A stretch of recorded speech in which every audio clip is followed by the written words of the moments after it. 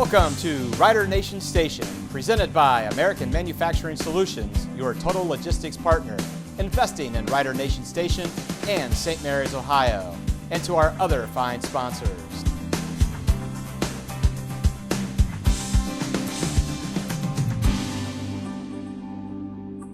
Out with the old, in with the new.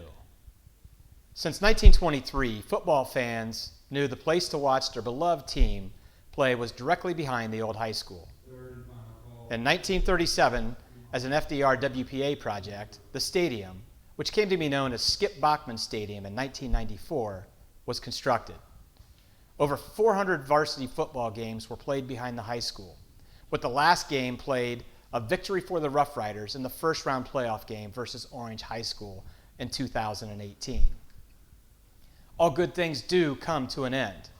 And on September 20th, at 7 p.m., the Roughriders will host its first game at Grand Lake Health Field versus the Van Wert Cougars. This has been a long time in the making, and tonight we will find out how this football complex is being funded, as well as what amenities will be included for the Roughrider faithful. Today, our guests are Dan Burke and Zach Ferrall from the Roughriders Philanthropic Association. Dan, Zach, thanks for being here. Looking forward to this. Well, first thing, Roughriders Philanthropic Association is kind of a mouthful, so we'll shorten it up to RPA during this interview. What is RPA? Dan? The RPA was coined by Clover Appelian, who kind of got this whole thing started. And she was here at a class reunion and took a tour of the school, the new school, high school, and the middle school. And they brought the class out here to the facility that we have behind us here. And at that time, it was just the football field and the track and the one building there at the north end. And she was asking, well, where's the rest of it? Where's the lights? Where's the stands? Where's that? And unfortunately, that's as far as things got at that point in time. Of course, we're going back 10 years when the school was built. And the administration at that time had the wisdom to put the field and track out here. So she said, well, you know, I might be able to help you with that because that's what I do. I'm a professional fundraiser. So one thing led to another, and she got things organized and formed the Roughrider Philanthropic Association. All righty. And Zach, I know it's listed that Dan is the treasurer of the RPA and you're a member of the RPA. Who comprises the RPA?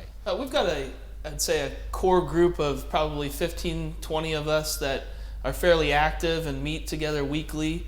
But the RPA from the beginning has been about trying to include the entire community. So as many members as we've been able to add, we consider anybody that's joined the club has been able to either help us out with fundraising or help us out with some of the technicalities of fundraising and building a stadium.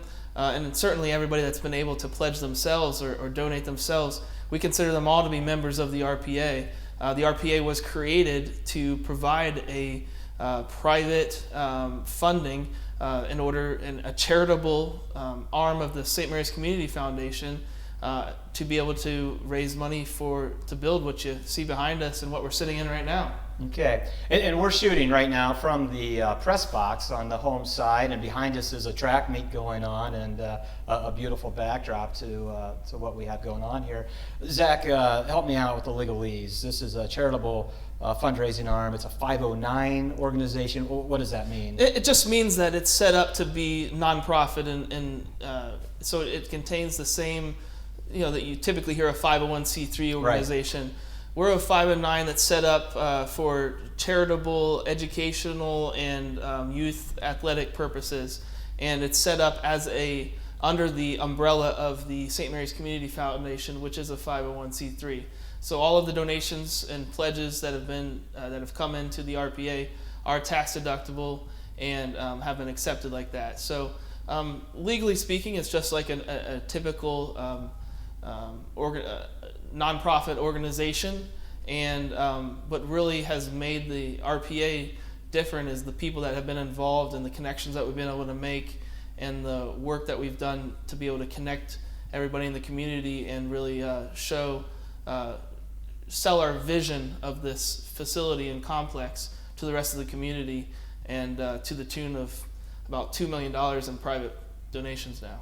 Excellent. And I may have misspoke. I think I said secretary or treasurer of this organization. Secretary Treasurer, but that's a name only. Okay. So, as Zach said, it's a truly a group effort, and I couldn't be prouder and more honored to be with a group of folks that are community minded, and really we all want what's best for the kids of this school district. Excellent. So back in the late 70s, we had something that was called Project 60, which was the fundraising effort that they utilized to create a permanent homeside stands on the west side. They had always been on the east side previously. And I think there it was like a $60 fee that you paid, and that's where they came up with Project 60. It was kind of like a franchise fee. So how is this similar? How is this different from what happened in the late 70s? Well, I think the main thing is the cost. Of course, I'm not quite sure what the total cost was 40 years ago, but of course this project is a $3 million project. But again, it kind of goes back, and I was a senior in high school at the time when that whole thing started. And of course, Jack Lawler, Mr. Roughrider, Yep. he was one of the main cogs of that organization, the Rider-Rooters, that really got it off the ground. But again, it was a situation where, and believe it or not, the home site, of course, was the east side of the concrete stadium that was built 1937. in 1937, and the visiting team was on that side, and the home side, the Rough Riders, were on the west side. I don't know if you remember that. I do not remember that. I remember sitting on the home side, but I do not remember that little factoid. Right. But the visitors were behind us. I don't know if it was so, the team wasn't facing the sun at the time. Sure. I'm not quite sure. I'd like to get the history on that. But anyway, the visitor stands were not the best, to be quite honest. So I think the decision was made, let's start a fundraising project to renovate. It wasn't Skip Bachman Stadium at that time. It's really a stadium without a name at that point. It really was. So the project was started, and the bleachers were reconstructed, and the home side was changed to the west side. So.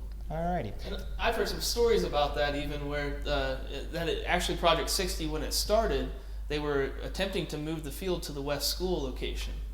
Right. And coaches were going around, and that's how it kind of started, and then it became more of building that home side stands. But I know I've seen pictures from back then when they had a baseball field out there on that side. So they certainly changed the landscape of that parking lot and during that project, which is hard to imagine now that they played baseball with the, you can see with the light poles that were in the outfield. Yes. Yeah. Alrighty, so let's talk a little bit about fundraising, and there's this principle called the Pareto principle that states that in many events, roughly 80% of the effects come from 20% of the causes. So I'm trying to equate, is that similar to the fundraising efforts here, that 80% of the money is going to be generated by about 20% of the people, or how is this working out as far as the $2 million that's been raised thus far? I'd say that's actually probably a little bit less. So we've seen roughly $500,000 coming from two donators.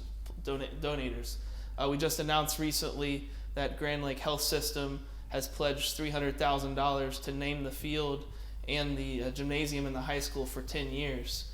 And then we also announced earlier in the year the kind of the kickoff gift and pledge from Scott Steinecker with Promo West for $250,000. So we certainly are seeing that we've seen a lot of very large, very generous donations and pledges that have made up the bulk of it.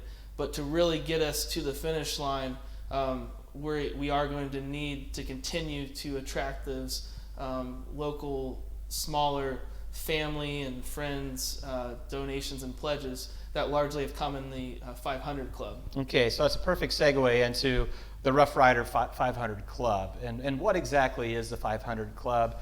You know, is it if I donate $500, I'm into the club, or how exactly does it work, Dan? What that is, Doug, we're looking for a combination of 500 individuals, families, or businesses that will make the commitment to make a pledge of $3,000 over a 5-year period. And if we can reach that 500 goal, we'll have $1.5 million right there. And it's picked up steam, in all honesty, since these home side bleachers have gone up. I think some people were maybe waiting a little bit to see how the project was going to go. But I think once they saw the stands go up, reality kind of set in that this is going to happen. This is happening. This is happening. So can you share with us where we are as far as the number? 500 is the targeted number. I just checked yesterday. We're at 230. So just about halfway. Just about halfway. Which, okay. In a town of 10,000 with countless alumni all over the country, I'm really hopeful that we can get to that 500 level, especially as they come down 33 and see this rising from the ground. And I think that's an important point that you just brought up there. Alumni all over. Right. Scott Steinecker doesn't live in St. Mary's, Ohio anymore. He was a graduate of St. Mary's and has always loved his connections and was quite benevolent with his kickoff gift. So the 500 Club doesn't have to be for people that just have the 45885 zip code. Right. And I'll add to that, Doug, it doesn't have to be just for football fans either, because this whole complex is for the track kids, track athletes, and for the band. And that's kind of how I got started in this, to be honest. And I've told this story many times. I played football for Skip Bachman, of course Zach did too. And I got a call one day from Craig French, the band director. And he said, Dan, this is crazy because every home Friday football game is like an away game for the band. And I said, you're right, Craig, because they had to pack up the trailer, haul everything down to the armory that they can't even utilize anymore. And then after the game, pack everything up and bring it back here. My wife Lori and I were very involved in the band parent organization, and so we do have a soft spot for the band program, and that's why I wanted to jump in and do what I can, not only for the band kids, but again for the betterment of the community, because there are so many more advantages having the stadium out here versus having it on South Street where it's been. Just purely logistics. Right. That's part of it. I've worked it where you've got to run out of one place and have an event going on at another, and logistically it makes it a little bit difficult. Right. It gets done. It's exciting to hear what this 10-lane track and the stands can do for a track meet and an invitational, and how much extra income the school can potentially make from that. Not to mention band invitationals.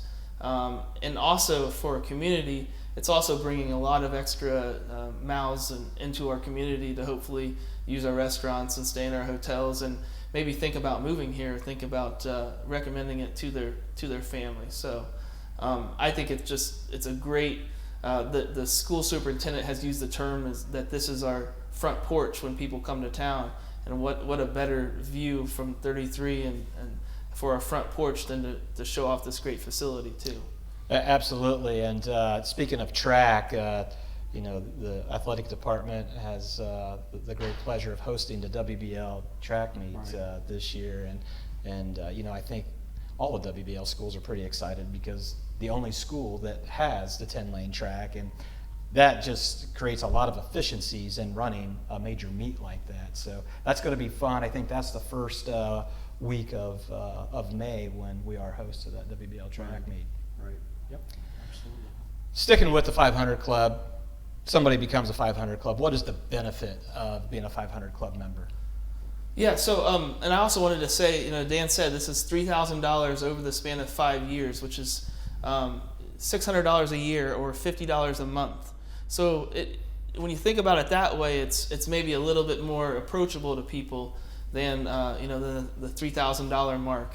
When you talk about it being spread out over 5 years, it's important. I think people realize, hey, maybe I could do $50 a month to be a part of it. We're going to have a board that's going to honor everybody that has pledged over the 500 club level. We're also going to have a bricks at the front entrance of the stadium.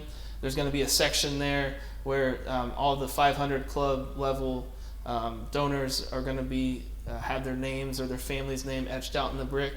We're also planning to have some sort of maybe on the field recognition at one of the home games during the first year, maybe at the kickoff game.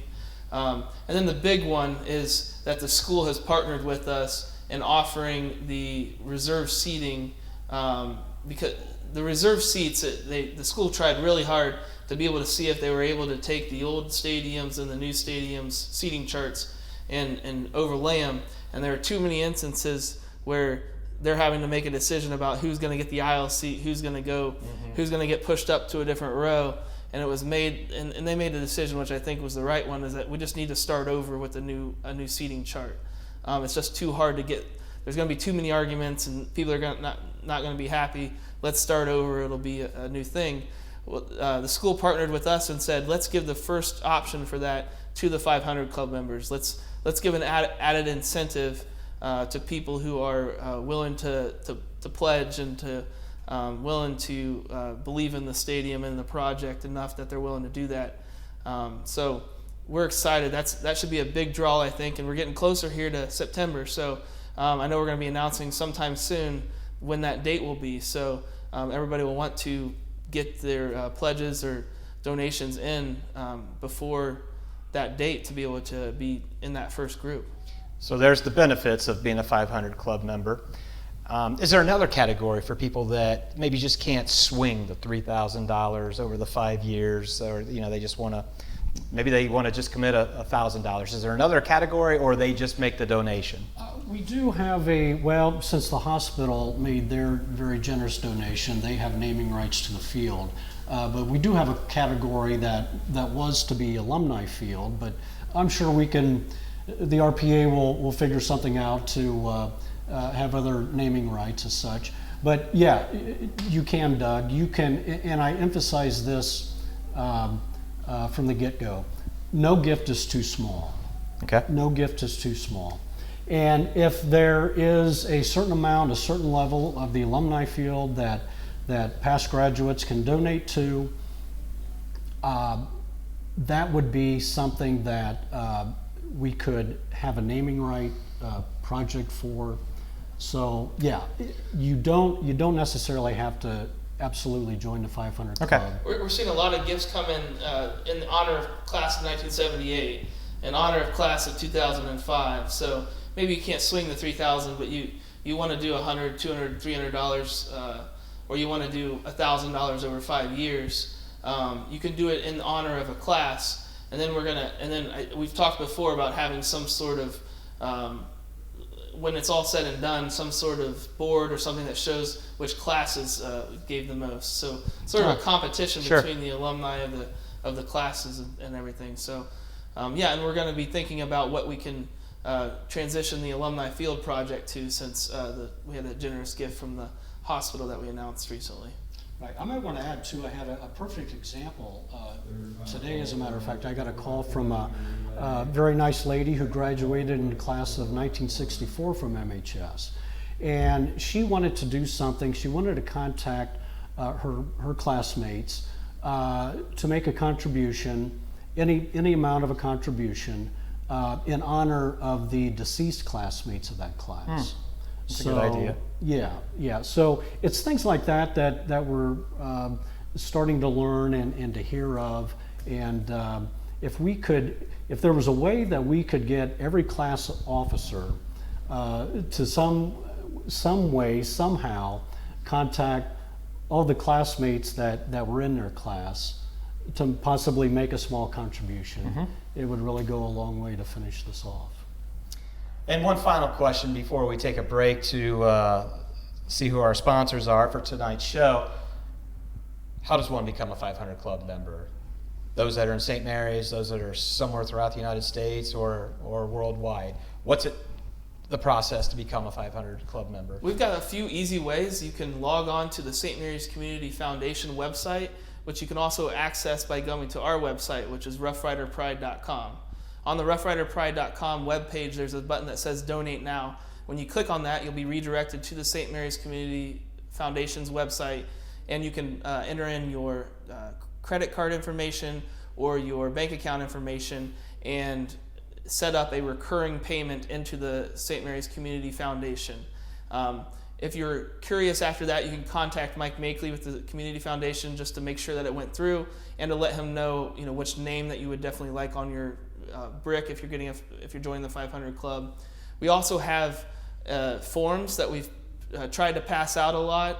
It's also available to print from our website and also on Facebook. The forms allow you to fill it out. That can be mailed to Dan's office or to my office. The addresses are on there. And then finally, you can give Dan a call. We've got his number on everything, and he's been able to, we're more than willing to do whatever it takes to get the pledges in and the donations in. So feel free to give us a call or message us on Facebook. We try to keep the comments to a minimum on our Facebook because we can't respond to them all very well. But when people direct message us on the Facebook, we are able to respond to that pretty quick. So I've been trying to let people know if you like to direct message us, we signed several people up through direct messages on Facebook. So we are trying to be as flexible as we can with helping people join any way possible. Excellent. And Dan, if somebody wants to call you, what's your number? 419-394-3381. 3381. 419-394-3381. When we come back from the sponsorship break, we'll discuss what the stadium's going to look like when fans arrive for that first home game in September, as well as any future plans that might be associated with the RPA for the stadium.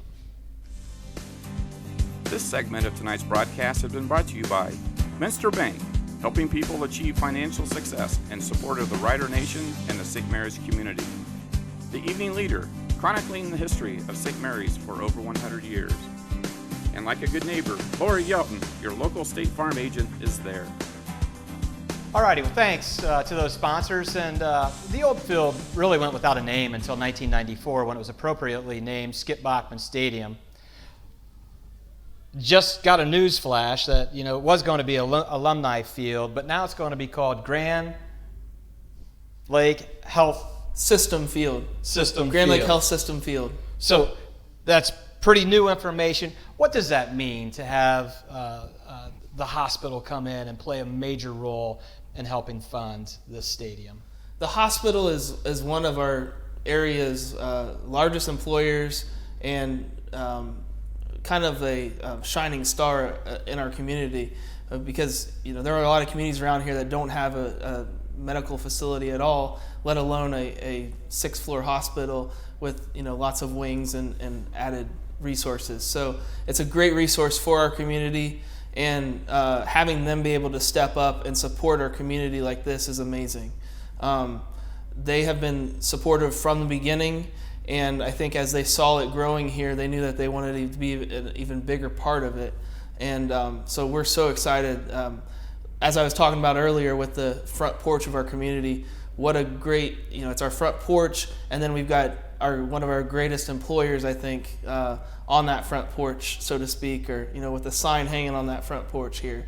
So they got the naming rights for the field. For 10 years. For 10 years. There's still an option, though, Dan, for the stadium naming rights. There is. If we have a generous donor out there who would like to, right now we have the stadium at a $2 million level, naming rights, but of course that's negotiable.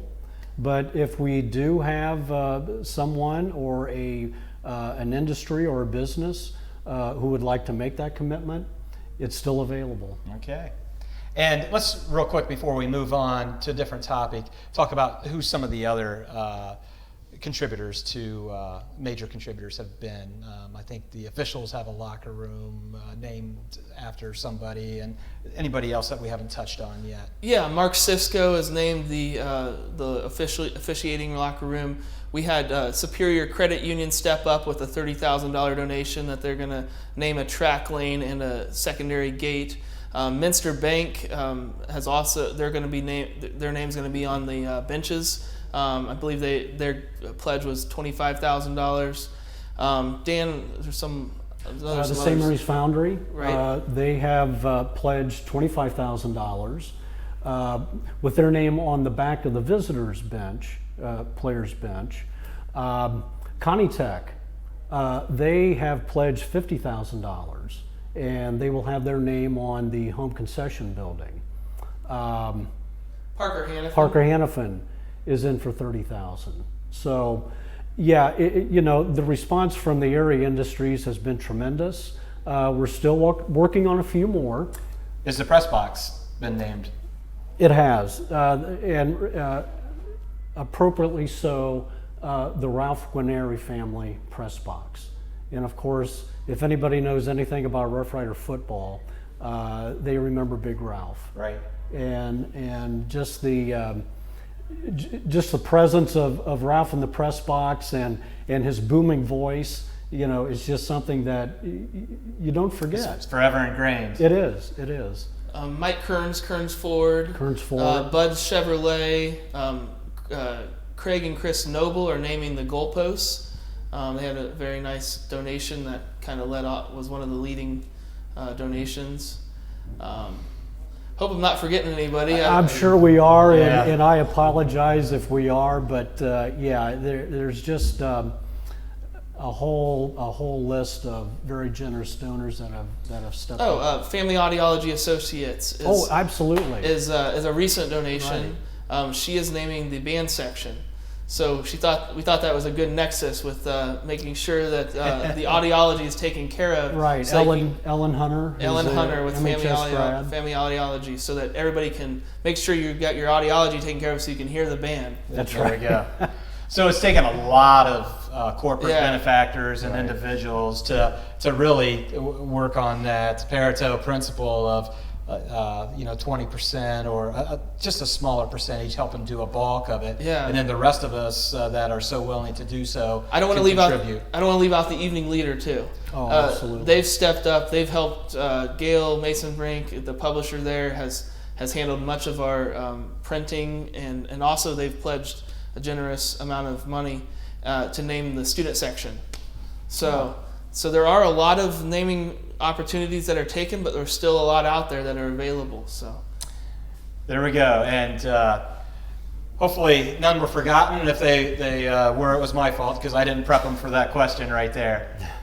Let's talk about the actual facilities. How many seats on the home side and the visitor side, and how's that compare to what we knew at Skip Bachman Stadium? The same, lesser, or higher amount? It's more. There's 2,600 seats on the home side and 1,400 on the visitor side. And if I remember right, that's around 500 more than we're at Skip Bachman Stadium. With lots of room on the edges to add in additional seating in the future if needed. Right. There's plenty of on the sides. That was important that we left room for that.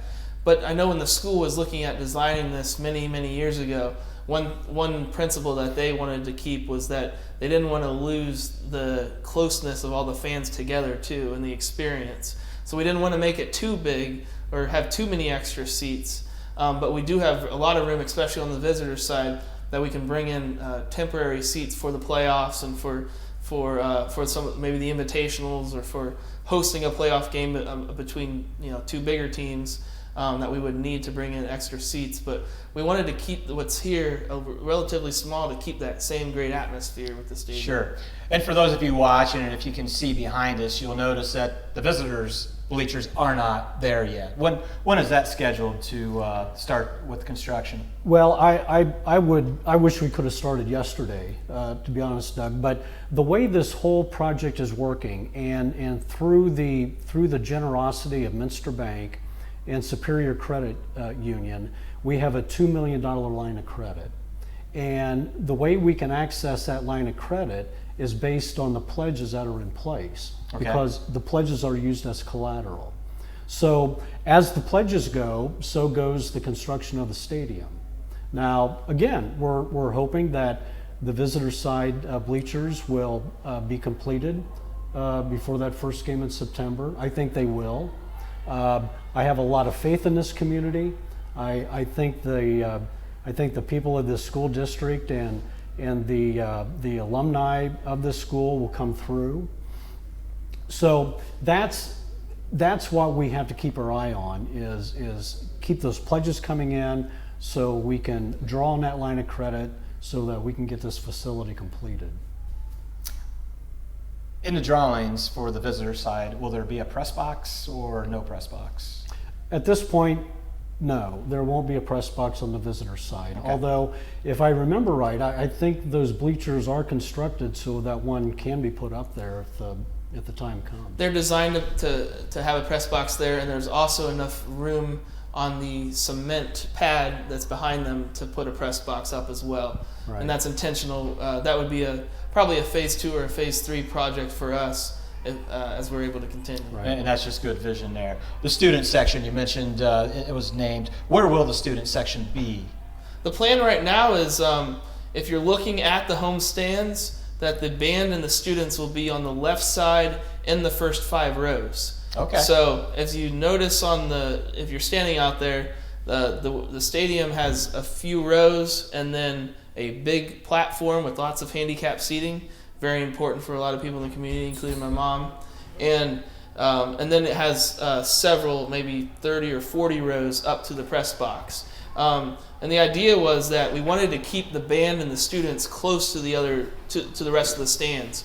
We didn't want them kind of being on the end like they are at some stadiums where you can hardly hear them, or they're all the way across the field almost. So we're going to keep them close, and I'm sure there'll be some kinks to work out with exactly where they're going to sit down there. But it'll be exciting, I think, to have them still close to the stands, but still a little bit separated to have their own spot, to be loud and rowdy. And if I could go back to the flip chairs, the seats with the arms and the backs. This stadium, these bleachers are designed that if they are popular and there's more of a demand, some of the bench seating can be taken out and more of the flip chairs be installed. So we don't want everybody to think that there's 400 of those and when they're gone, they're gone. That's not necessarily the case. All righty. Lighting, such a vital piece of infrastructure for a football game. And at Skip Bachman from the press box, I had some difficulty in certain areas across the field of being able to see players' numbers to call out on the PA, who made the tackle, etc. I was here when the soccer team had to move from West School, where they play, because the field conditions were just absolutely deplorable and unplayable because a monsoon came. So the second half was played here, and I think it was like the second day that the lights were up and running, and this place just was absolutely lit up like Las Vegas from the lighting that we had displayed here. Talk to me a little bit about the lighting. State-of-the-art technology would be my guess. Yeah, so this lighting was, it's LED, it's absolutely state-of-the-art. You won't find this style of LED lighting within probably 200 or 300 miles. The company came from Michigan. There's 2 or 3 main companies, and we heard from all of them, but this was truly revolutionary. The style of their lights, if you see them, it's a helix style as they're spinning up on the pole, and they're square. And what that allows them to do is they're able to cover the field like a checkerboard. So there should be no dead spots and there should be no overlays. So they're able to uniformly cover the entire field, whereas your old circular lights, there's always going to be some spots in between the circles, basically. Yep. Or you're going to have overlap and there's going to be some bright spots with that. It's absolutely unbelievable. The city of St. Mary's was able to step up and purchase those lights for the school system.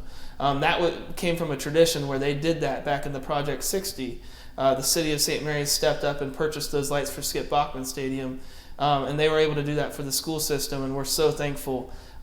Those lights are also upgraded candle level, which also allows them to be very good for TV recording. That was one of the things we said, we want to do this, we want to do it right. Let's not, do the lower candle and then wish we would have done it 10 years from now. So it is all set up for any kind of for very good videography, and it's like you said, seeing is believing. Yes. And I know those first couple of nights when we had the lights on, I took a few trips up and down 33 just to see it from all different angles. And it's going to be a major attraction for people that are driving down 33 to figure out what is this bright spot as they're heading east or west on the highway. Right, as Zach mentioned, they are state-of-the-art. The name of the company in Michigan is called Qualight. Myself, Athletic Director Jim Holman, and Bill Canny with Bruns Construction. And I want to give a plug to Bill and Bruns Construction. They have been absolutely wonderful to work with during this whole project. They're the general contractors. They have just done everything that they can to keep this thing on track. But myself, Jim, and Bill went up to the facility and they gave us a tour of how they're made. They then took us to a local high school football stadium that has not the same lighting as, they're LED, but we have the next generation of this lighting system compared to that high school in Michigan. And we walked onto the field, and the president of the company said, "Well, what do you fellas think? How does it look?" And at the time, it looked about the same as Skip Bachman Stadium. Well, then he pulled out what looked like an iPad, and he hit a button, and it was like, bam, the sun came out. It was amazing. Yes. And what's also nice about being LED, if the power should go out and the power comes back on, you don't have to wait for them to warm up, so to speak. They come on right now. The first night that we turned these lights on, Jim Holman had his smartphone, and he turned the lights on with his smartphone from Bath High School, believe it or not. So that's the technology that are in these lights, and I think everybody's going to be pretty impressed when they see them on. So game night, that first game in September versus the Cougars. One of the things that's talked about is how difficult or what's the obstacles going to be to get people out of here, as there is only one form of egress. Can you speak to that at all, Zach? Yeah, first of all, I guess along with that is the parking. So yes. On the visitors side over here, I think they have 200 to 300 parking spots, and here on the home side, it's 500 to 600. They've already got 700 to 800, I believe, on the school side, so you're looking at roughly 1,600 total parking spots out here. When we did the math and looked at the current parking spaces in town, I think we came up around 600 or something like that. So we got almost 1,000 extra parking spots out here. Obviously, we need more parking spots out here because we're not going to have as easy of a walkability. Don't have the pedestrian traffic. Yeah. We think that's enough to hold the 4,000 or 5,000 fans. As far as clearing the parking lots, we talked to the local law enforcement. They've had a couple playoff basketball games at the school where they've filled the entire parking lot up with all 800 or so parking spots. Because the road out here, Shipman, is 3 lanes the way that it's set up, they're able to bring 3 lanes of cars in and out at a time. They're able to shut down 66 with the light there, and they're able to bring everybody out and flow them out. And they told us they were able to clear that parking lot in 16 minutes. So when you say shut down, they've got a remote control that they can operate the lights. So if you've been to an Ohio State football game, you'll see at all of the major intersections that the law enforcement is doing similar things with their remote control. Right, temporarily put 66 on red so that they can clear out the high school. and with the 33 right there, you can get right on 33 on the exit. So I think they should be able to clear it out pretty quick. I don't think it's going to be perfect. Clearing out 5,000 fans is never going to be perfect. But I don't think it's going to be a disaster. I don't think it's going to be chaos or anything. People may want to have a different MO when they actually come to a game, and maybe if they don't have to leave right away, or maybe there's some activity that's going on afterwards that keeps people here a little bit, lets the visitors flow out or what have you. And pedestrian traffic. Is there, and this is probably more of a city question, but is there a pedestrian bridge that's in the works or not? It is. It's been approved. The state will be picking up the majority of the cost for that pedestrian bridge. Just talking to Craig Noble a week or so ago, and it's still very much on track. And hopefully, within the next couple of years, that pedestrian bridge will be across 33. Yeah, it's in the engineering phases right now. I've seen them doing some of the ground sampling out there for the preliminary engineering. So I think we're really looking at maybe 2022 for that to at least start or hopefully be finished. Maybe so. You never know when the state's involved how long it's going to take, but that's going to be an amazing feature just for the city and for the school system to be able to allow people to walk across from there. There could potentially be parking on the other side towards the school, towards the city, and you could have a lot of parking over there and people walking across to here. Should be a great environment with people walking through the woods.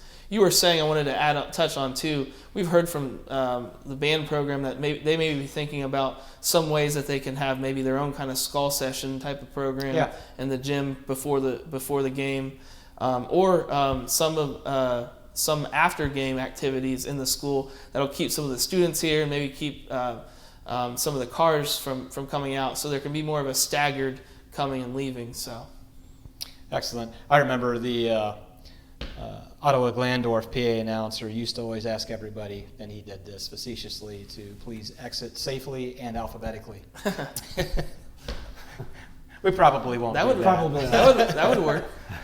So future plans. So you've mentioned a phase 2, a phase 3, and if you do go to your website, roughriderpride.com, there's a computer animated video of what the vision of this place looks like. So what are some of the amenities that aren't going to be here September 20th that will come down the pike? Well, one of the things that is planned, that was in the drawings from the get-go, is to have a path for the band to come through the woods.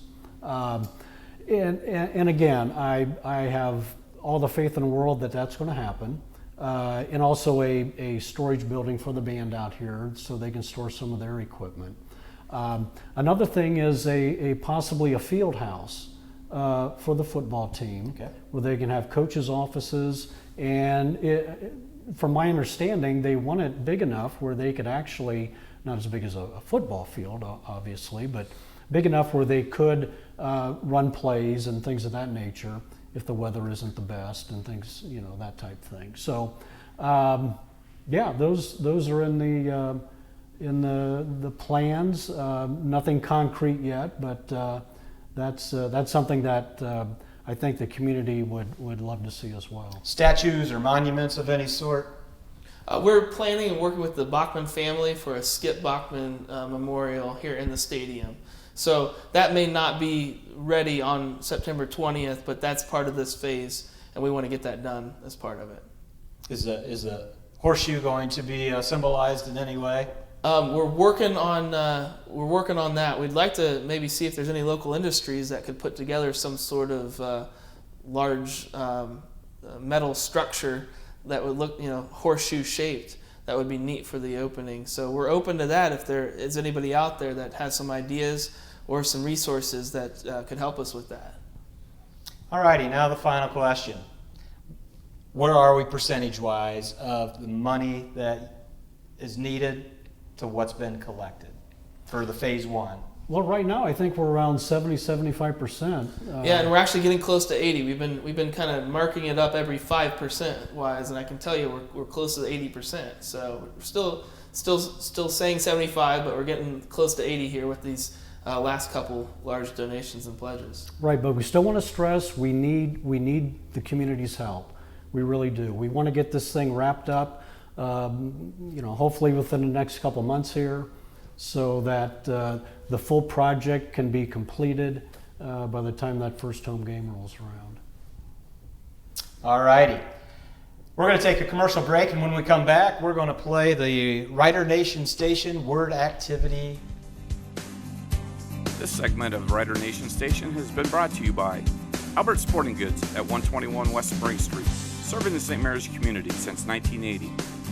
Plus One Professionals Real Estate, selling St. Mary's from the corner of Spring and Chestnut since 1982. All righty. We're going to do the Rider Nation Station word activity. And so the first thing that pops to your mind when you see it on the screen and hear me say it, if you've got nothing, just say pass. And I'll start with Dan and then let Zach go, and then we'll alternate back and forth. So the first thing on the screen is the alma mater. MHS. Your traditions we uphold. Very nice. Hans and Fritz, Zach. Very much pass. Dan should be able to clue us in on this one. Best hamburgers in town. Elaborate. Hans and Fritz. Restaurant across from the school. From the old high school. From the old high school. For those that may not know, it's where the Touchdown Club was operating out of. Agape when I was in high school, I believe, or when I was a kid. Yeah. And as Dan said, the best hamburgers around. Dan, the Grand Old Ballroom. Oh, wow. Movies as a kid.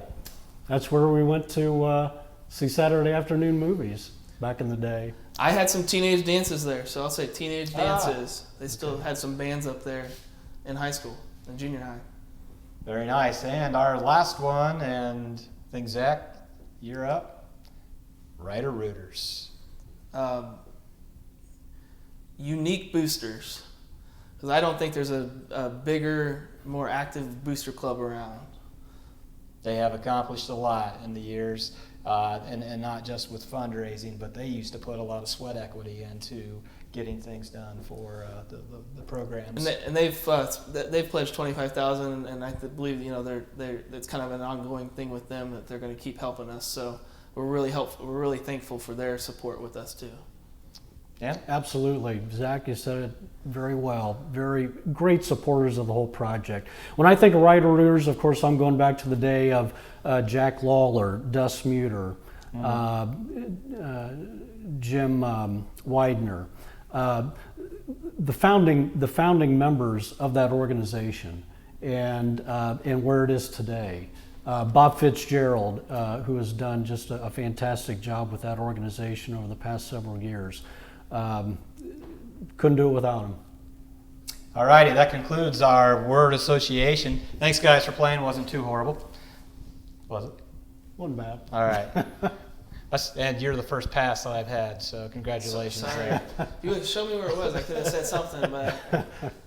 All right, thanks to our fine sponsors for bringing Rider Nation Station's Word Association, Plus One Professionals, Albert Sporting Goods. Please stop in to see these fine folks. Stay local the best that you can, and tell them thanks for supporting Rider Nation Station. And I got to tell this story. Lau Albert told me this past Thursday that he had somebody say thanks for supporting Rider Nation Station, and that was pretty awesome. He said, all the years I've done things, I don't know that I've really had somebody specifically state thanks for being a sponsor of that. So thanks, Lyle, for sharing that story, and for the patron that conveyed that to him. Well, we have come to the end of our show. It's our hope at Rider Nation Station this vodcast did entertain, educate, enlighten, and elevate your perspective about St. Mary's, Ohio. We hope a story has been told that augments the development of relationships old and new to promote growth for all who do, who will, and did call St. Mary's, Ohio home. If you're sitting there amazed by what you just saw and you're asking yourself, how can I help to keep Rider Nation Station thriving? 4 simple suggestions. Share and share the Rider Nation station on YouTube and Facebook. Submit ideas to us in the comments section or email us at ridernationstation@gmail.com. Support our sponsors with business or kind words and donate to Rider Nation Station at 07396 Lynch Road, St. Mary's, Ohio 45885. Again, I want to thank Dan Burke and Zach Ferrall for their time and sharing their insights with us about the RPA and the vision and construction of Grand Lake Health System Field. Next Tuesday, we're going to do a little St. Mary's history, talking with Bob Herm and Paris Cleaners. So tune in, share often. I hope you think positively about our town, the town we did not inherit from our ancestors, but the town we borrowed from our grandchildren. Peace to you, my fellow St. Marians, always and always. Thanks again, Zach. Thanks again, Dan. Thanks, Doug. Thanks, Doug. This episode of Rider Nation Station has been sponsored by American Manufacturing Solutions, your total logistic partner, investing in the St. Mary's community. Albert Sporting Goods at 121 West Spring Street, serving the St. Mary's community since 1980. Plus One Professionals Real Estate, selling St. Mary's from the corner of Spring and Chestnut since 1982. Minster Bank, helping people achieve financial success and supporter of the Rider Nation and the St. Mary's community. The Evening Leader, chronicling the history of St. Mary's for over 100 years. Like a good neighbor, Laura Yelton, your local State Farm agent, is there.